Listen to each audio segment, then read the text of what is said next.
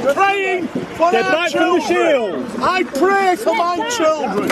I pray for my children. I pray for the shield. Today, we're discussing an issue that's not getting the attention it deserves: the tragic death of Peter Lynch, a case that has raised serious questions about the state of justice in the UK. This isn't about opinions or political leanings, it's about understanding what happened and why this case should matter to everyone. Peter Lynch, a man who spoke out passionately during a protest, was convicted of a crime not involving violence, yet his punishment was severe: 2 years and 8 months in prison. For expressing his frustration and shouting at police, Peter Lynch paid the ultimate price: his life. Peter Lynch's case has highlighted growing concerns over the criminal justice system's response to non-violent dissent. His conviction for violent disorder did not involve any physical aggression. His only actions were his words.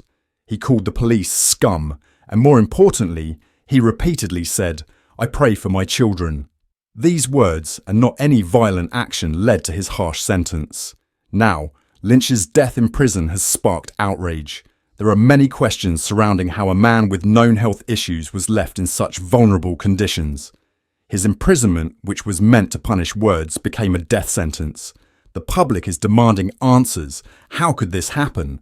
The critical issue here is why Peter Lynch, with documented health problems, wasn't properly monitored in prison. Why wasn't he under special watch? And how could the system allow a situation like this to escalate to such a tragic end? There is now a push for a public inquiry into Peter's death to fully understand the circumstances that led to this. This case has sparked wider concerns about the way non-violent protesters are treated in the UK. How did a man end up in prison for simply voicing his opinions, and why was the sentence so harsh? Is this part of a larger trend of excessive punishment for dissent in the country? These are questions that need addressing. Peter Lynch's story raises concerns about freedom of expression, the fairness of the legal system, and the treatment of non-violent offences. In democratic countries, the right to speak out, even against the government, is fundamental. Yet, here we see a man in prison for harsh words and ultimately dying under unclear circumstances. This is about more than just one case. It's about ensuring that justice is applied fairly and that the system is held accountable for its actions.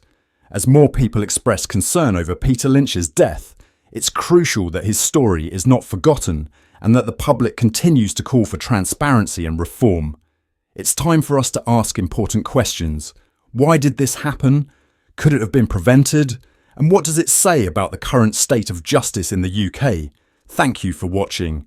If you believe that cases like this need more attention, please like this video and subscribe for more updates on stories that matter.